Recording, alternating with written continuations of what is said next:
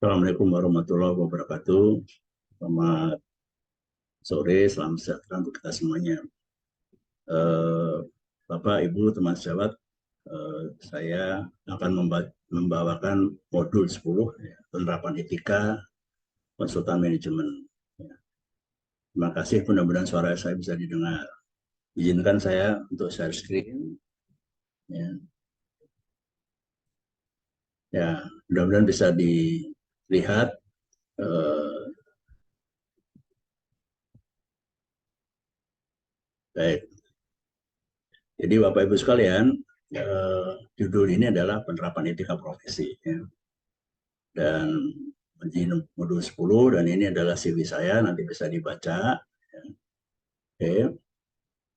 Dan Bapak Ibu, jadi kita bicara etika itu adalah memang berkaitan dengan perkembangan zaman ya, bahwa walau bagaimanapun manusia itu terdiri dari bisa bersikap baik maupun buruk. Nah, etika kita membahas masalah kebaikan ya yang harus dilaksanakan oleh profesi yang luhur dan mulia ya. Dan mudah-mudahan kita menjadi golong profesi baru yang bisa mengklaim profesi luhur ya, karena memang klien kita juga tenaga kesehatan ya, dan mudah-mudahan kita juga menjadi tenaga kesehatan yang memang kategorinya sama ya. Nah, etika muncul ketika masyarakat berkembang ya, teknik dan apapun iptek itu berkembang, dan juga ada dinamika modal atau aset ya, seperti contoh kalau apakah suatu saat cara pembayaran jasa kita ataupun pasienkes itu melalui eh, kripto misalnya katakanlah ya, atau melalui pulsa dan sebagainya. Jadi itu ada dinamika perkembangan modal yang berubah, itu akan menyebabkan hukum ketinggalan ya. Dan dengan demikian maka kita akan lari ke etika. Nah demikian maka etika kita memang membahas sebagai keabadian hal-hal yang baik, dan tentu saja kita mengacu pada kedokteran ya, karena memang dokter memang terkenal sebagai profesi yang tertua dan matang. Jadi kita melihat dari sisi panutannya ke sana. Nah, lingkupnya dalam profesi kesehatan tentu saja kita memiliki satu disiplin baru ya. Pilar keempat ilmu kedokteran itu bioetika dan humaniora, yang juga ada di dalam undang-undang Dikdok ya, walaupun sekarang mungkin ada isu di Omnibus Law kan ya. Kemudian kita juga melihat ada 18 pasal Deklarasi Bioetika dan Hak Asasi Manusia ya dari UNESCO, yang ini juga berlaku internasional ya, dan juga ada World Medical Association ya, dan International Hospital Federation juga menganjurkan untuk tiap negara membuat kode etiknya sendiri-sendiri ya. Dan ini artinya bahwa kode etik itu bisa mengacu pada hal yang global atau universal ya.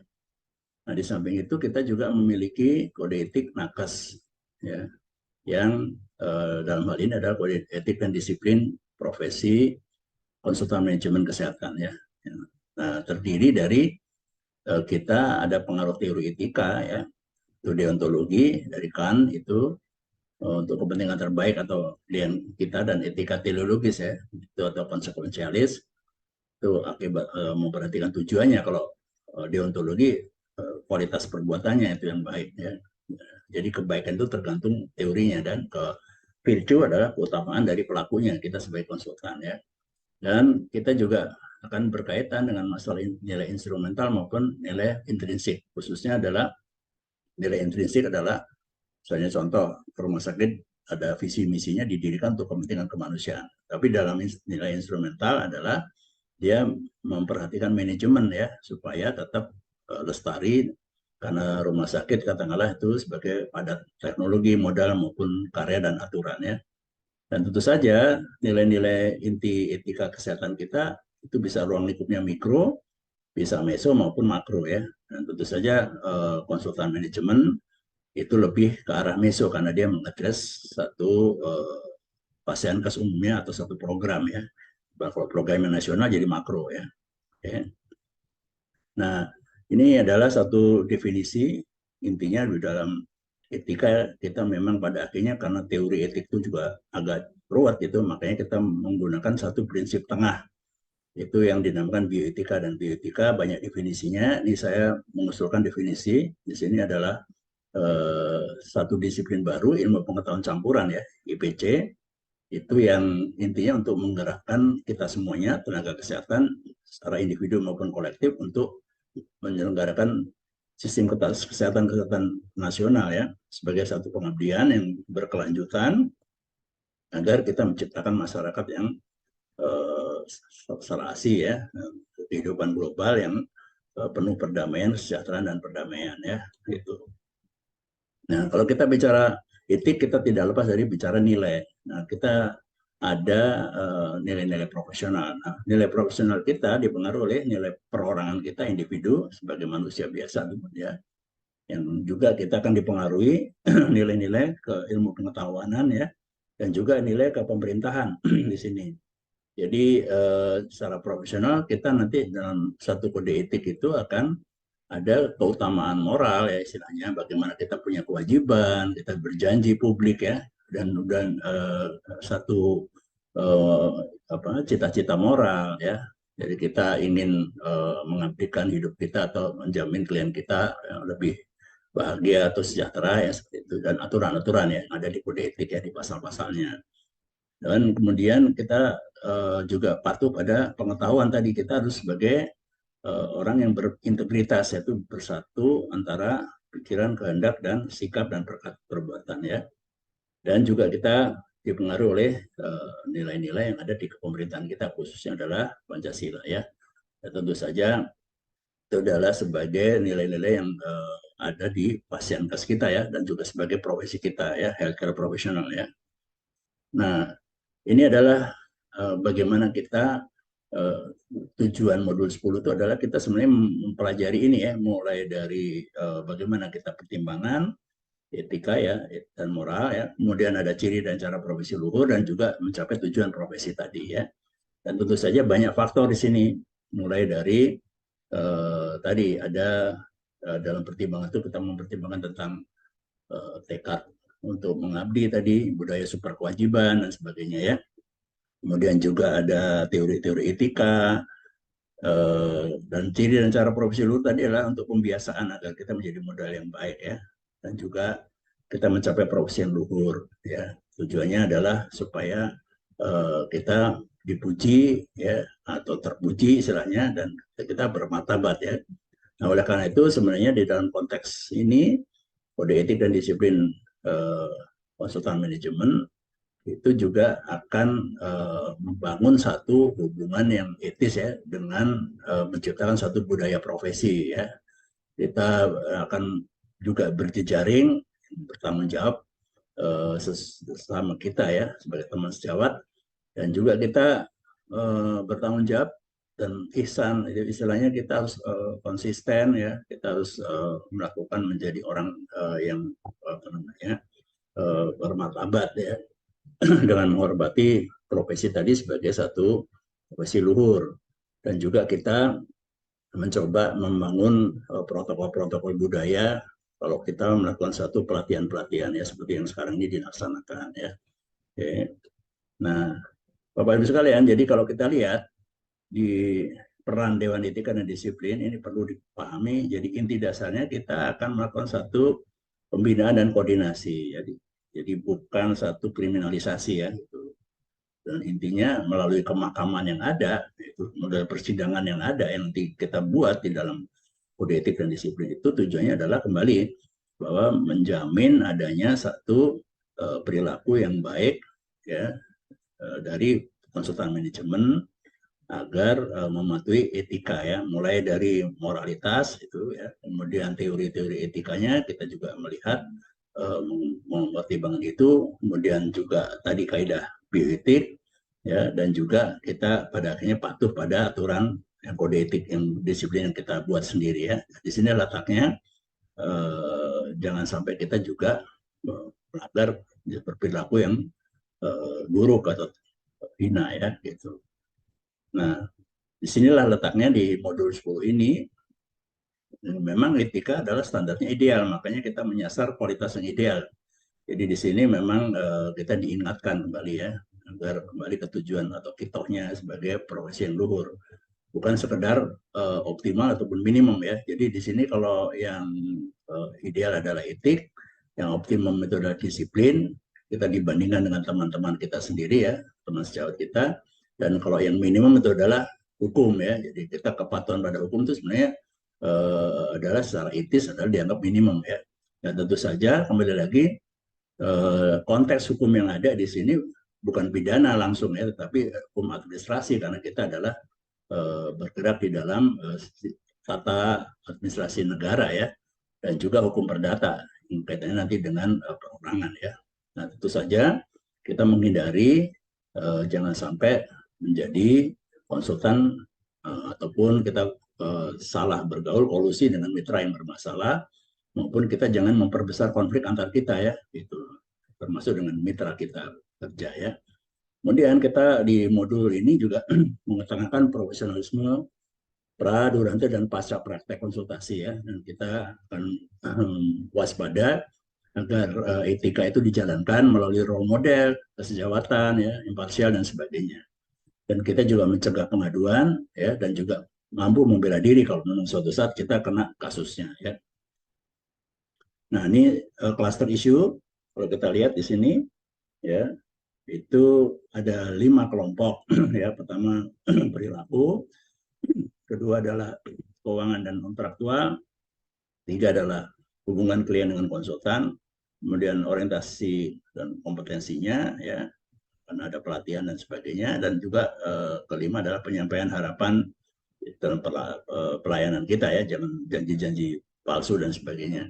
Dan ini kembali lagi memang etika akan sejalan dengan konsep profesionalitas ya, dan juga nanti akan kita bahas di trias tanggung jawab dalam sistem etika legal, nanti saya sampaikan belakangan ya, agar tentu saja kita sebagai konsultan terjamin kompetensinya sebagai profesi, dan kita tadi insya Allah menjadi profesi yang luhur. Nah ini juga kita lihat dalam satu pertimbangan etik ya, kita akan melihat konteks-konteksnya. Jadi ketika kita bicara itu bukan hanya pada personal mitra kita perorangannya, tapi juga kita lihat dia atas nama dari satu fasilitas pelayanan atau atas nama dari pemegang program, ataupun juga atas nama katakanlah punya yurisdiksi yang lain-lain ya. Nah oleh karena itu kembali lagi kita harus membuat dalam konteks tadi secara etis sebagai konsultan kita harus memiliki satu protokol ya untuk menjelaskan kompetensi dan kewenangan kita ya. Jadi standar-standar profesi di situ ya. Izin dan cara untuk menggunakan ide atau bahan itu kita juga berkolaborasi, memperhatikan kesejawatan, jangan mengambil alih begitu saja ya. Kemudian kita juga jujur ya, bukan mengeksploitasi klien kita ataupun mitra kita. Kemudian kita memperhatikan keadilan sosial, jangan sampai rekomendasi kita membuat ketimpangan. Kemudian juga kita memberi kesempatan yang sama, khususnya adalah ketika kita berkolaborasi, kalau kita sebagai senior, mestinya moralitas kita adalah pemberi ya, gitu, bukan pengambil. Tapi sebaliknya yang junior juga jangan mengkudeta gitu ya, itu dalam konteks kesempatan yang sama. Kemudian perhatian pada hak kekayaan intelektual, hak cipta dan budaya, ini kaitannya karena kita sebagai orang yang memiliki apa namanya keilmuan dan profesi, dan juga imbuhan balik ya pada pengguna kita ya. Kita juga imbuhan balik kepada profesi kita sendiri ya, yaitu KMKI ya, Kesindo ya. Nah ini adalah satu tantangan yang kita mesti waspadai Bapak Ibu ya. Jadi kita sebagai konsultan manajemen kesehatan itu memang kita sebagai pemimpin, karena kita akan berinteraksi dengan mitra kita adalah sebagai pemimpin-pemimpin ya, dari satu program atau satu pasienkes ataupun satu jurisdiksi lain ya. Dan kita sebagai contoh di dalam satu praktek di dalam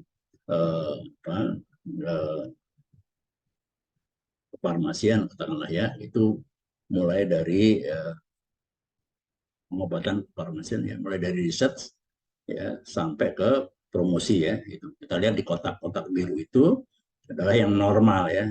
Kita akan menjadi salah satu konsultan ada di bidang itu misalnya contohnya. Tapi yang perlu kita waspadai dari sisi etika adalah yang di elips-elips di luar itu ya.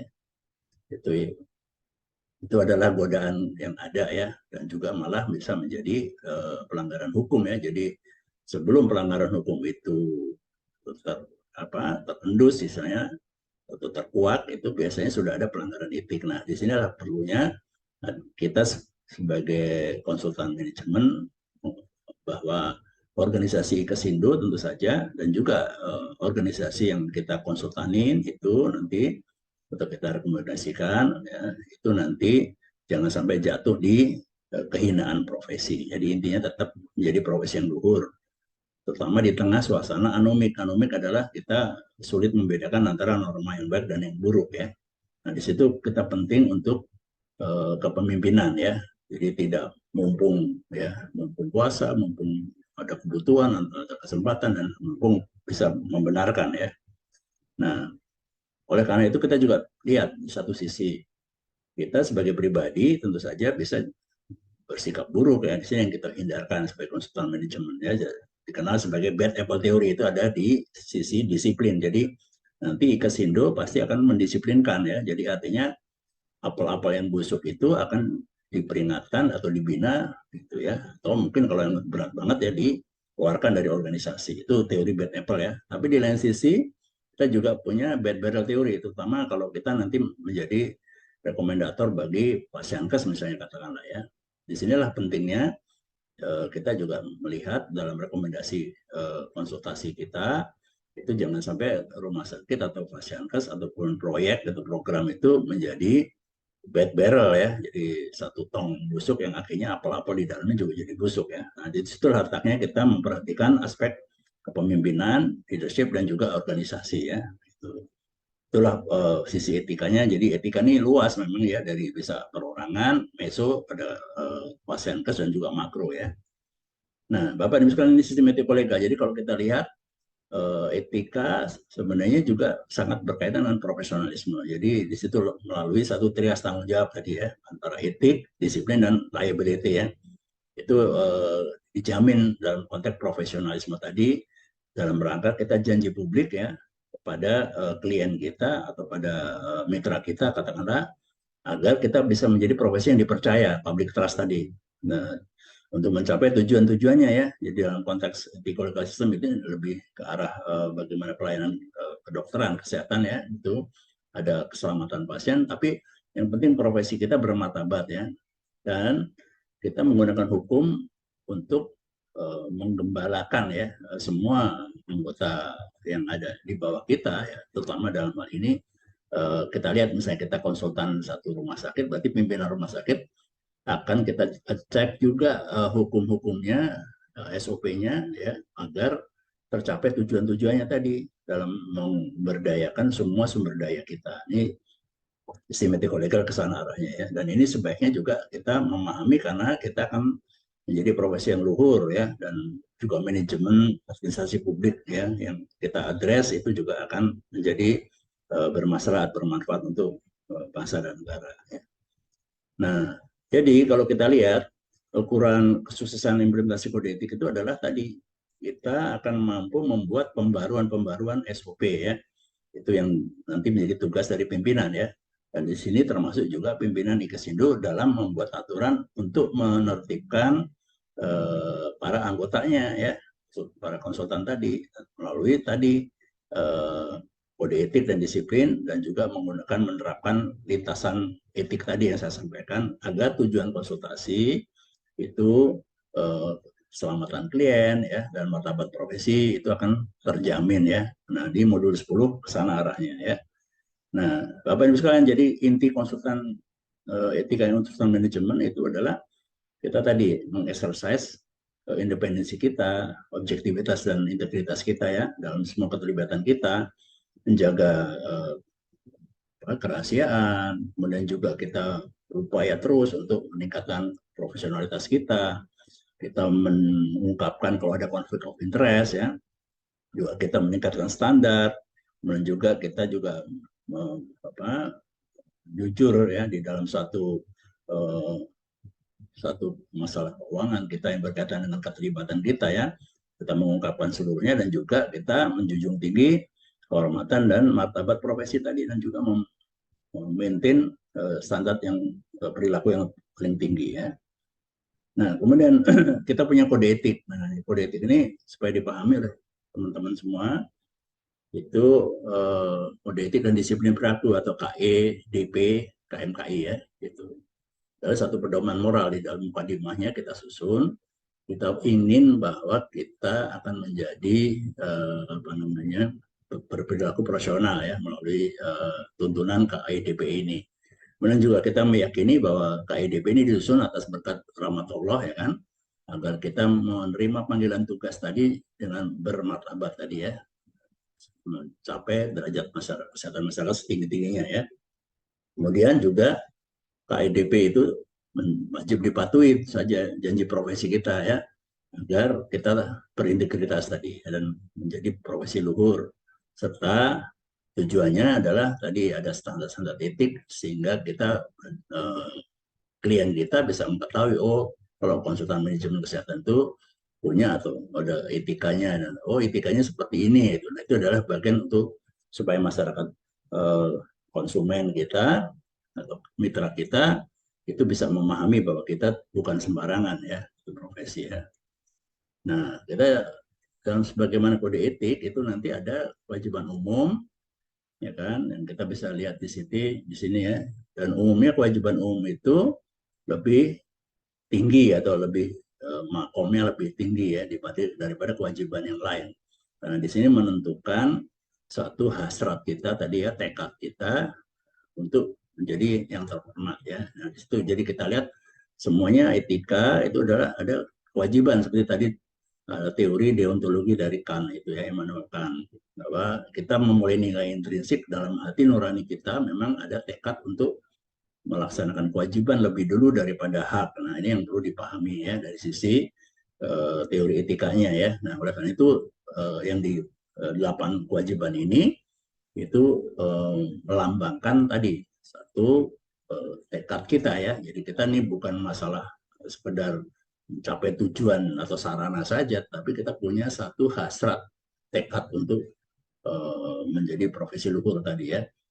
Jadi misalnya contoh kita harus belajar sepanjang hayat, menjaga kehormatan, kita profesionalnya putusan yang terbaik, kemudian pendampingan itu juga kita harus sesuai dengan jasa yang sesuai ya, jadi tidak komersial sekali gitu ya, dan juga tidak penting karena nurani kita ya, menghormati pandangan mitra ya, kemudian jangan sampai sifatnya menghalalkan segala cara ya, dan juga kita menetapkan honor itu jangan berlebihan ya, dan juga wajib mengikuti kepatuhannya ya.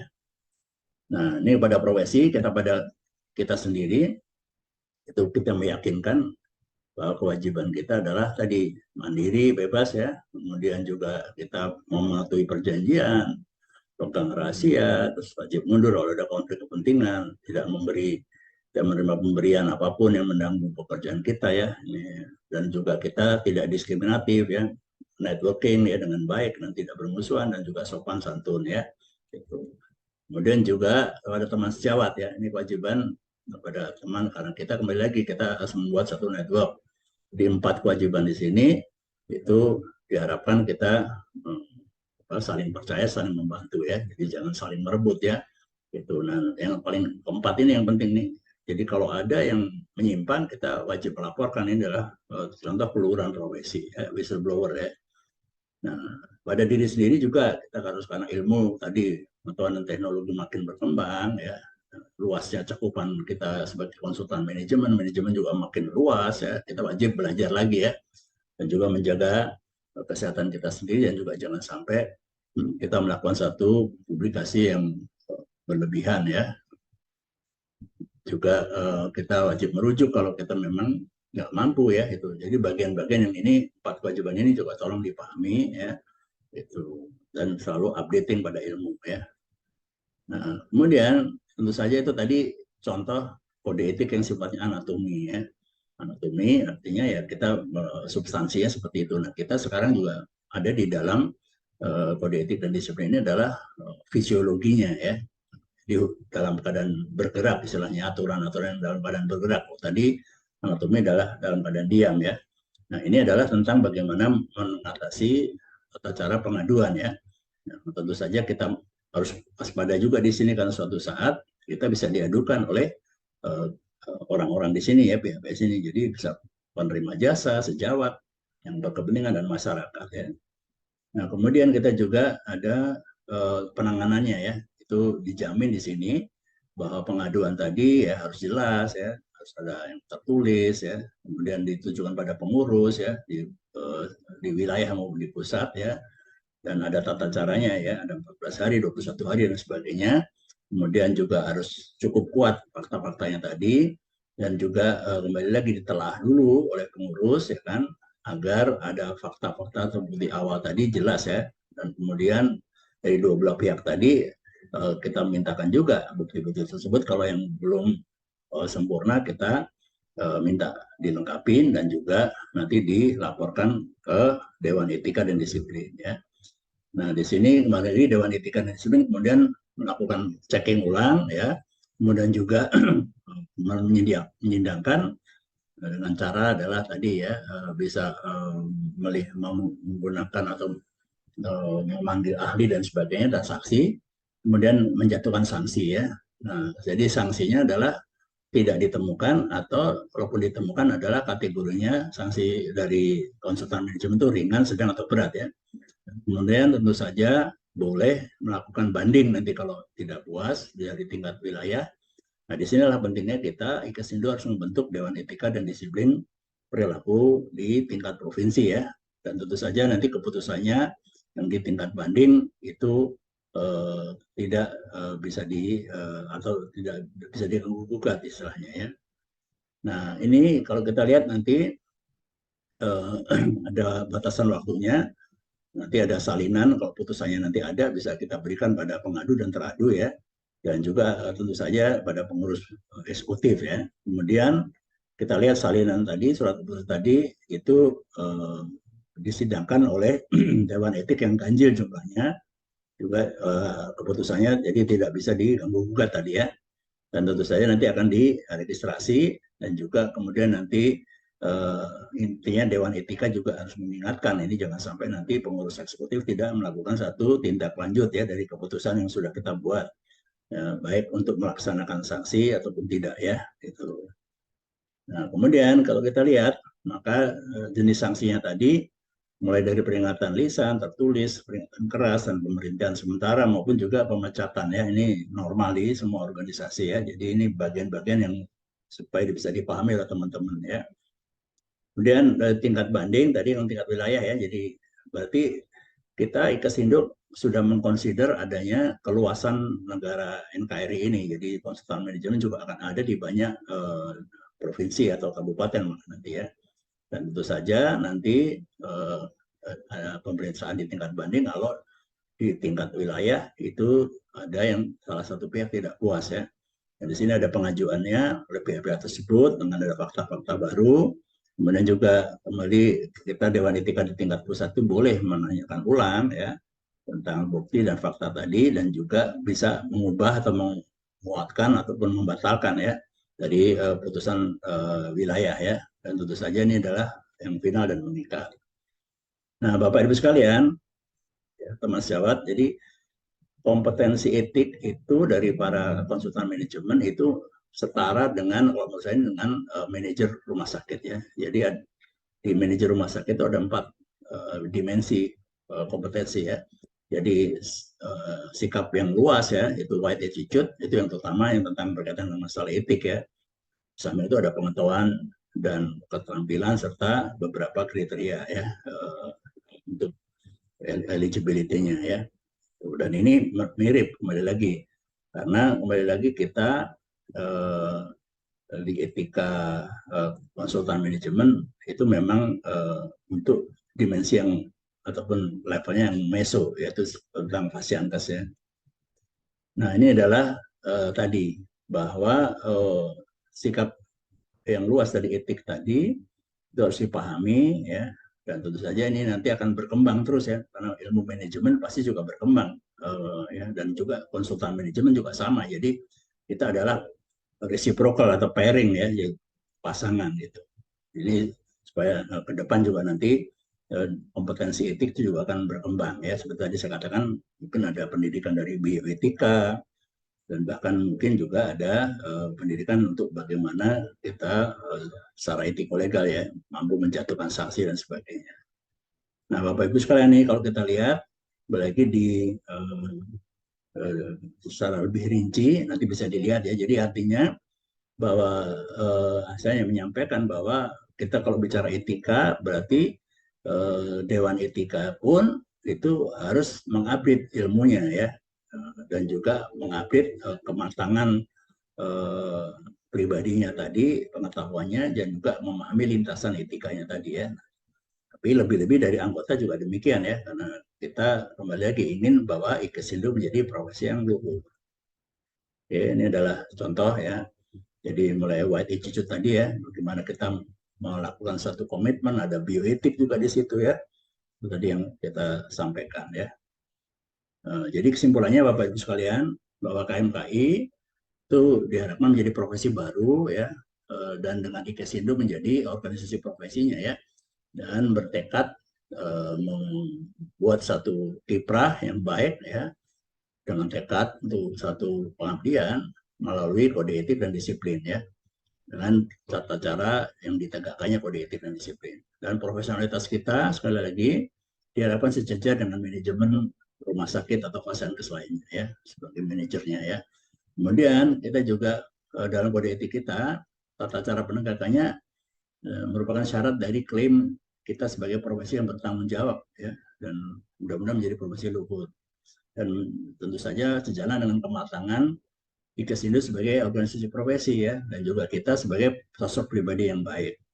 Dan modul 10 masih relevan untuk digunakan ya, agar semua anggota terjamin kompetensinya dalam bidang etika profesi. Dan mudah-mudahan nanti akan bisa bertekad untuk memutakhirkan sesuai perkembangan zaman. Sekian, terima kasih.